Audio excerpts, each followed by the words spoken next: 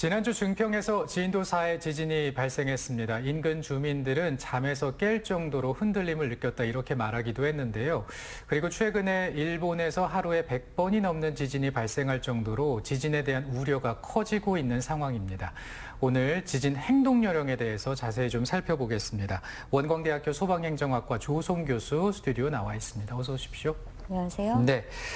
지난 25일 새벽이었습니다. 증평에서 진도 4의 지진이 발생했습니다. 주민들은 잠에서 깰 정도로 흔들림이 있었다 이런 얘기도 있었어요. 네, 새벽 시간이었는데요. 25일에 증평에서 규모 2.2 지진이 발생했습니다. 네. 증평 지역에서 이 정도 규모의 지진이 관측된 것은 처음이라고 하는데요.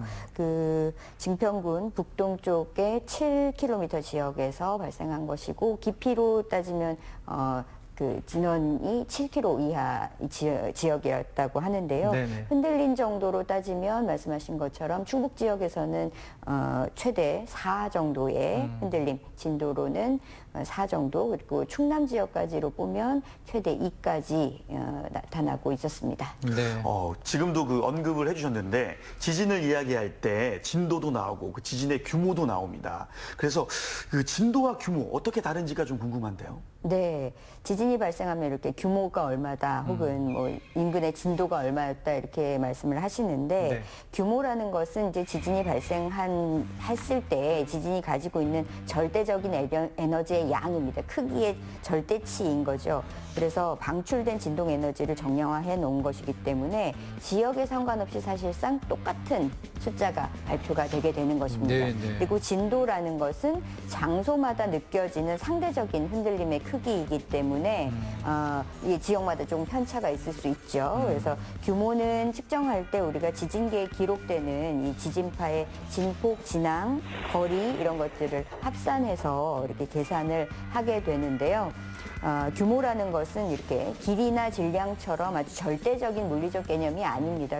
그래서 단순하게 이제 약속된 계산 단위라는 점에서 좀 차이가 있고요. 그래서 방법상으로는 좀 다양한 방법이 있을 수 있습니다. 그래서 측정하는 종류가 이름이 조금 다른 경우들이 있어요. 네. 혹시나 규모라고 불렀는데 숫자가 서로 다르다라는 것은 측정 방식이 다르다라고 이해를 하시는 것이 좋겠습니다. 우리가 통상 쓰고 있는 이 규모 크기는 리터 규모를 쓰고 있는데요. 처음으로 이 지진 규모의 개념을 도입한 그 지진학자의 이름을 따서 만든 것입니다. 찰스 리히터가 처음 고안한 방식이다라고 해서 리히터 규모라고 부르는데요.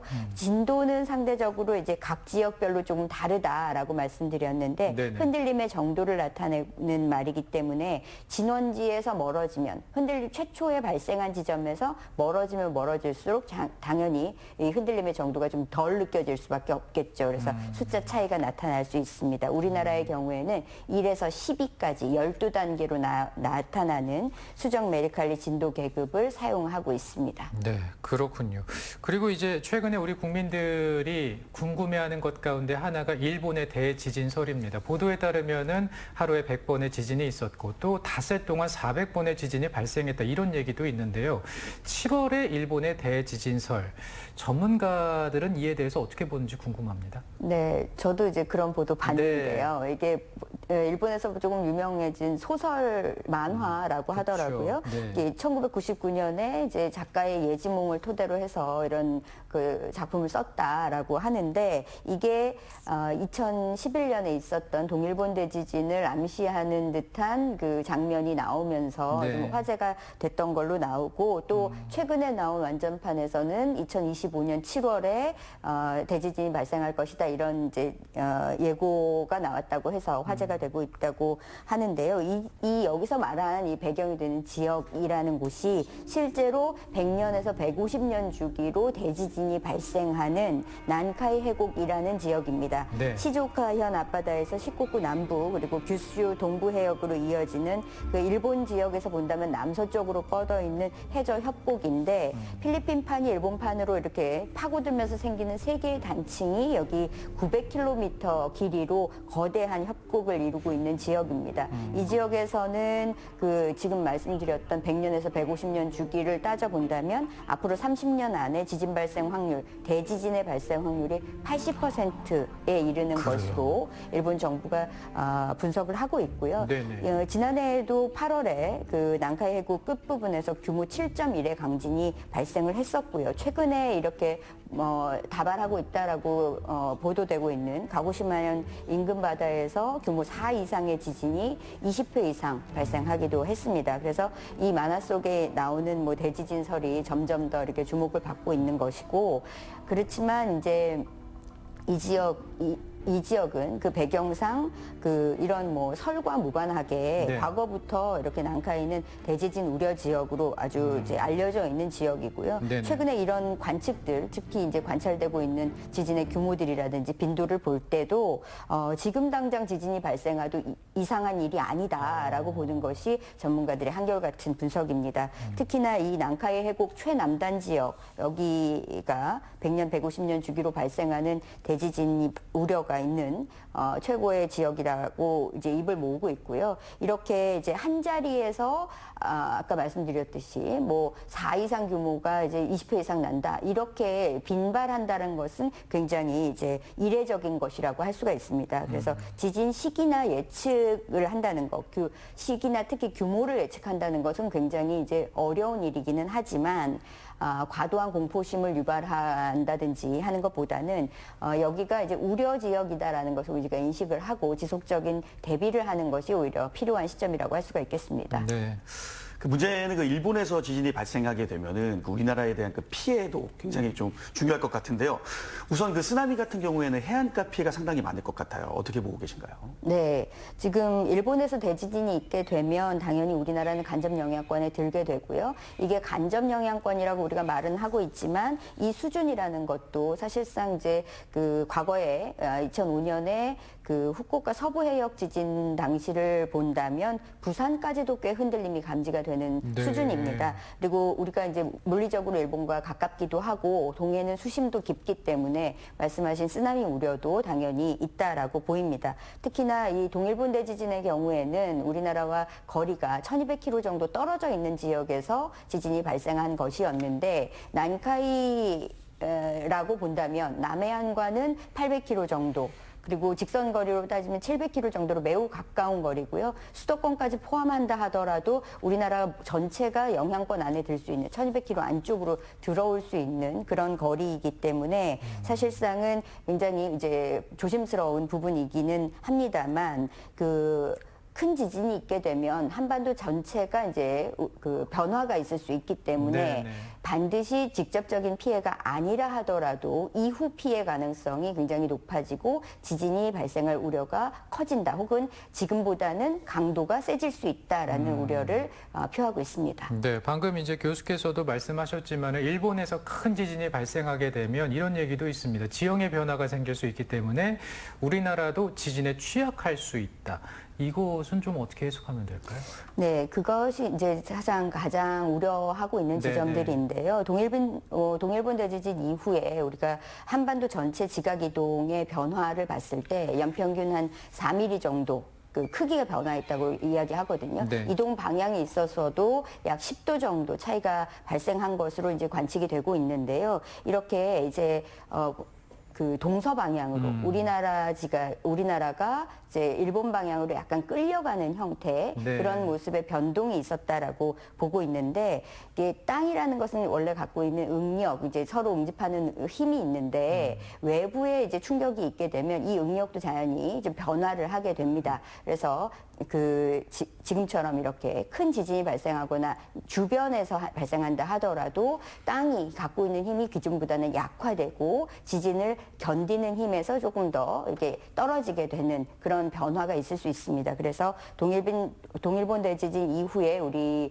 한반도 지각이 약화된 것이 난카이 대지진까지 이어지게 된다면 더욱 약화할 수 있는 지점이라서 강진 발생 가능성이 조금 더 올라간다라고 보시는 것이 맞겠습니다. 그렇군요.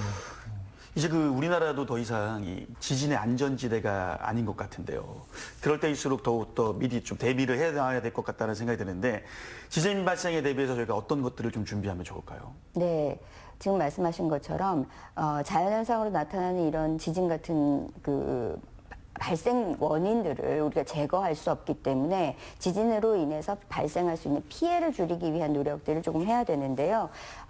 집안에 있는 경우들이 가장 많잖아요. 우리가 네네. 실내에 있는 경우가 많은데 집안에서 이런 흔들림이 감지되거나 했을 때 조금 이렇게 대처할 수 있는 요령들을 알고 계시면 좀 도움이 될 것 같습니다. 집안에 있다면 떨어지기 쉬운 물건들이 있어요. 이 흔들림으로 무너짐 때문에 사망하거나 하지 않습니다. 흔들려서 떨어지는 물건에 2차적인 부상을 입는다든지 네네. 혹은 불이 난다든지 하는 일들이 가장 조심해야 되는 부분이거든요. 흔들림에 대비해서 집안의 가구라든지 가전제품들을 좀 고정해 두시는 것이 좋겠고 그 깨질 수 있는 물건들은 위로 올리기보다는 아래로 내려두시는 것이 좋겠고요. 그리고 장식장이라든지 그릇장 같은 것들 있잖아요. 네. 이런 것들은 쏟아질 수 있습니다. 그러니까 문으로 단단하게 고정을 해두시는 것이 좋겠고 창문이나 유리의 경우에도 이렇게 그 부서져 내리지 않도록 그 보호막을 좀 차단막을 설치하시는 것이 좀 필요하겠습니다. 그리고 넘어지게 되면 화재를 발생시키는 물건들이 있죠. 난로나 화기 같은 것들은 좀 주의를 하셔야 되겠고 특히나 2차적인 피해가 있을 수 있습니다. 가스나 전기를 점검하시는 것 그리고 화재에 대비해서 소화기도 준비하시는 것이 좋겠습니다. 네, 발생했을 때 행동 요령도 많이 궁금해집니다. 특히나 이제 건물 안에 있을 때, 실내에 있을 때는 어떻게 하면 될까요? 네, 네. 건물 안에서 특히나 이제 그 마트 같은 곳 많으시죠. 마트에는 떨어질 수 있는 물건들이 적치가 많이 되어 있습니다. 네. 상대적으로 그 떨어지는 낙하물에 주의를 하셔야 되겠고 그 지리가 익숙하지 않을 수 있습니다. 기둥이라든지 계단 옆쪽으로 미리 대피하셨다가 이동하셨다가 계단으로 이동하시는 것이 좋습니다. 엘리베이터 사용은 금지하시는 것이 필요하겠습니다. 네.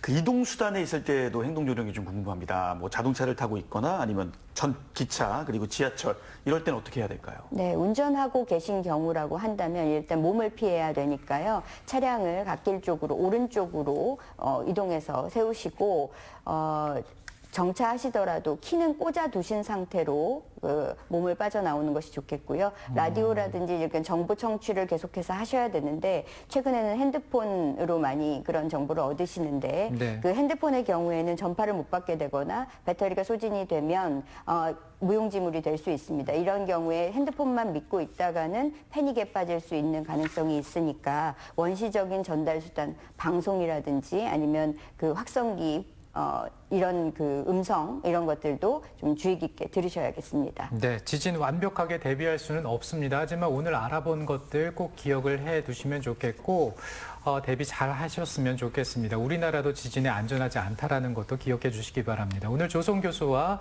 지진 행동 요령 알아봤습니다. 고맙습니다. 감사합니다. 성관 씨 고맙습니다. 네.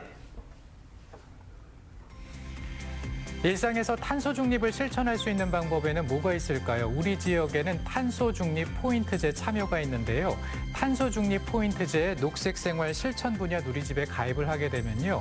이 전자 영수증을 발급하게 됐을 때는 100원, 그리고 텀블러나 다회용 컵은 300원, 다회용기는 1,000원의 적립금을 받아볼 수가 있다고 합니다. 1인당 연간 최대 7만 원까지 적립금 쌓아볼 수 있다고 하니까 참여해 보시면 좋겠네요.